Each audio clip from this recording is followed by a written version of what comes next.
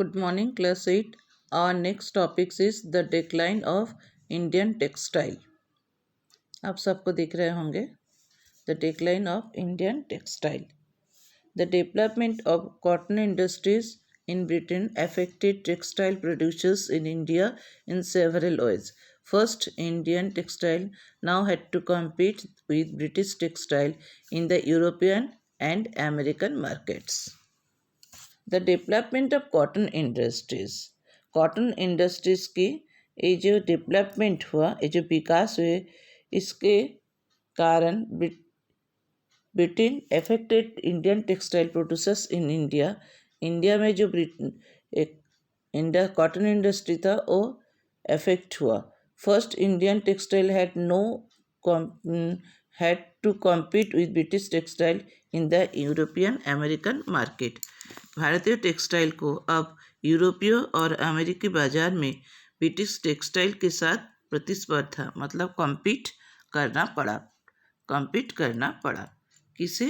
भारतीय टेक्सटाइल को European and अमेरिकी बाजार में ब्रिटिश टेक्सटाइल के साथ इंडियन टेक्सटाइल को क्या कम्पीट करना पड़ा. By the beginning of 19th century, English made cotton textile successfully outstayed Indian goods for their traditional market in Africa. 19वीं सदी में अंग्रेजों को शुरुआत से सूती कपड़ा अफ्रीका के जो पारंपरिक बाजार से सफलतापूर्वक भारतीयों को हटा दिया गया. उन्होंने इंडियंस का जो मार्केट था वहाँ से अफ्रीका में इंडियंस का जो मार्केट था इंडियंस को वहाँ से भारतीय को वहाँ से हटा दिया गया. Thousands of weavers in India were now thrown out of employment. Bengal weavers were the worst hit. Bharat के हजारों वीवर्स तांती को अब बेरोजगार हो गए. बंगाल के जो वीवर्स थे उनका हालत सबसे खराब था. By the 1813s, British cotton cloths flooded Indian market. In fact, by the 1880s, 2/3 of all the cotton cloths owned by Indians were made of cloths produced in Britain. This affected not only specialist weavers but also spinners.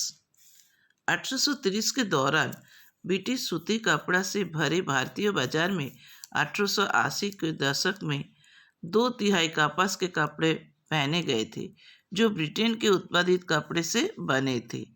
ये न केवल विशेषज्ञ बुनकर बल्कि स्पिनरों को भी प्रभावित करता था. It also affected the spinner. ये स्पिनरों को भी अफेक्ट या प्रभावित किया था.